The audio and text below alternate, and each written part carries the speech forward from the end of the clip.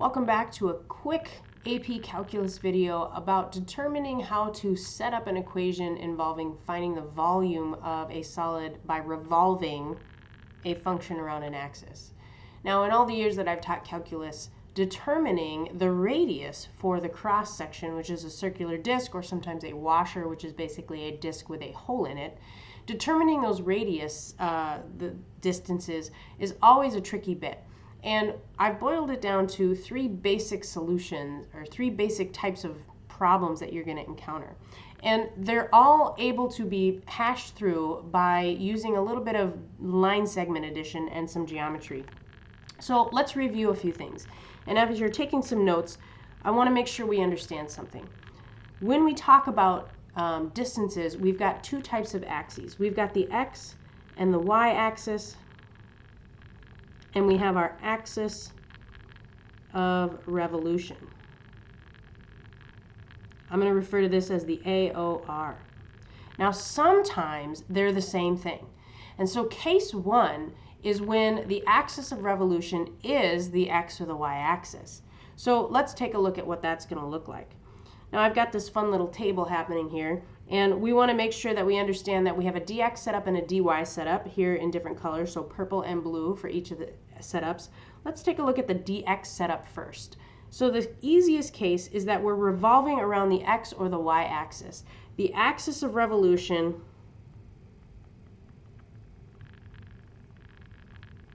equals the x-axis here. Now, when this happens, we're taking a function and we're revolving it around the x-axis.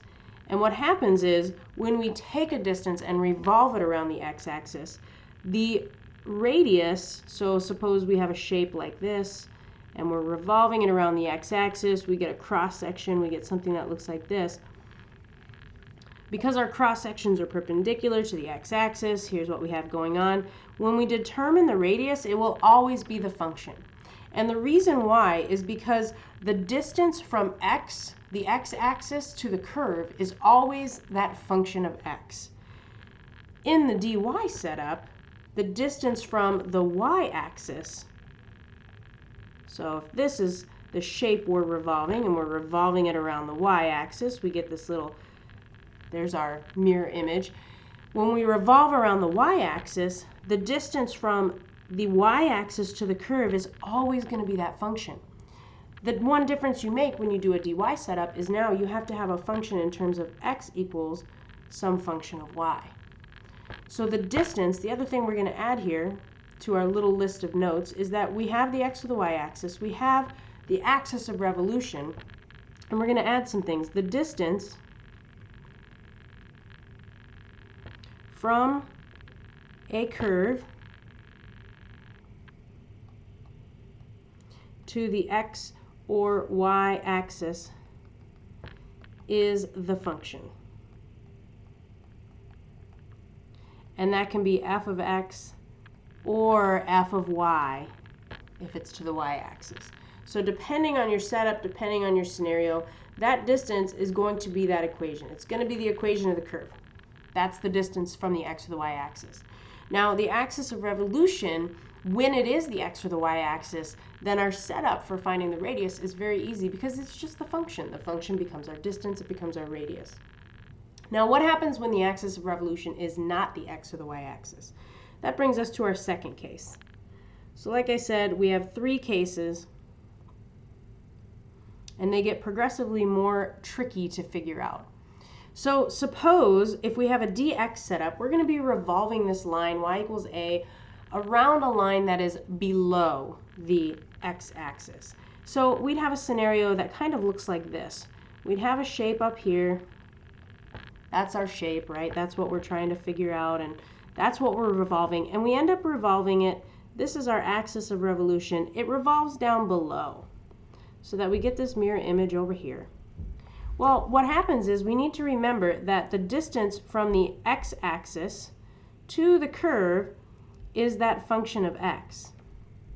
And what we are doing here is, if you look at the picture, we're extending the function of x and we're adding to it whatever that number is. So if this is the line y equals a, this distance is a. So f of x plus a becomes our radius. Remember, r and little r are always going to be the distance from the curve to the axis of revolution. So up here, the axis of revolution was the x-axis. So the distance from the axis of revolution to the curve was the same as the distance from the x-axis to the curve, so it was just a function. Here, we've got the distance from the x-axis to the curve, that's f of x, plus the additional distance we have to go down to get our axis of revolution. So we have this basic formula here, r equals that a value, whatever the distance is, plus the function. We're extending the function. Now, if we have a dy set up, it's the same idea. We are revolving some sort of function around some sort of axis of revolution to the left, to the left of the region. That's where we're extending, so this is kind of our mirror image over here. And so you have to remember that this distance here to the edge of a curve, this is f of y. This is some function involving y. And we're extending it by whatever this is. So suppose this is the line x equals a.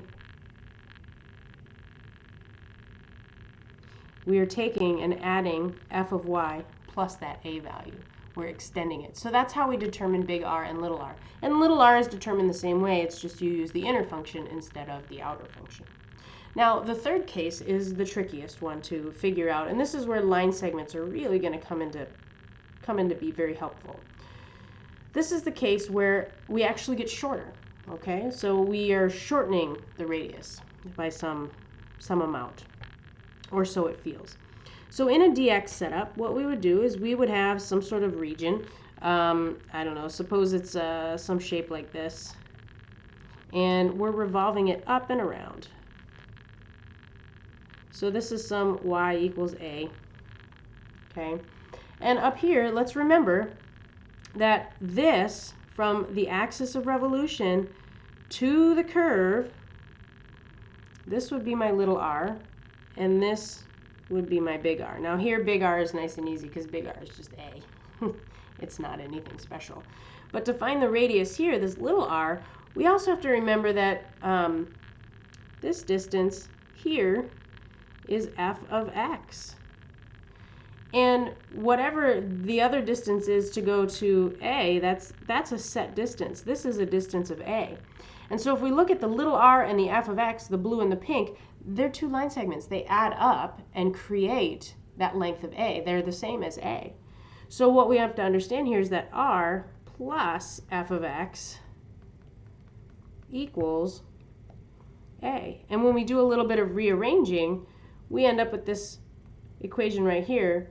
The radius is a minus f of x. Here I use little r, but it's the same deal. And the pattern holds true.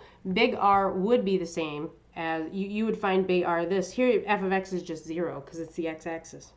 So it would be a minus 0, which is a. So we can see that it holds true.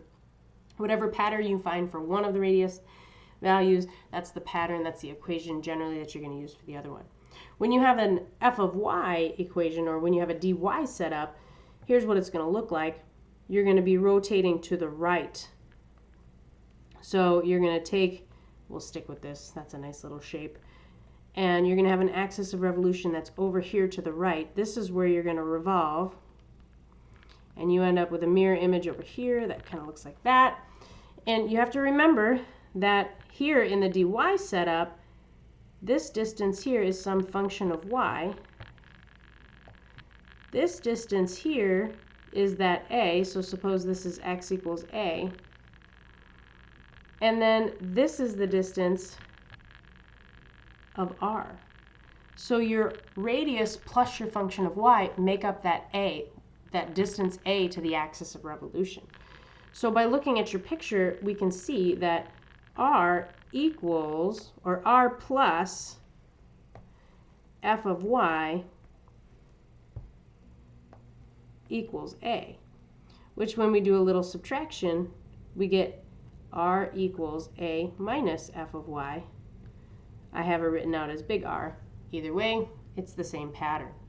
So hopefully this little breakdown has been helpful to you. I'll zoom out you'll have everything on the screen here. And I'll make myself go away so you can copy it down if you need to. But hopefully this little breakdown has been helpful in kind of giving you some insight into how to determine what your method is for finding the radius. It can be tricky, but if you think your way through it and understand, hey, just use some distances and some line segments, you can figure it out. You don't have to memorize tricks. You can remember that, hey, I just need to use line segments and kind of figure things out and look at distances and understand how distances on the coordinate plane behave and work. These are the only 3 scenarios that I can think of that we would encounter in the work that we're doing.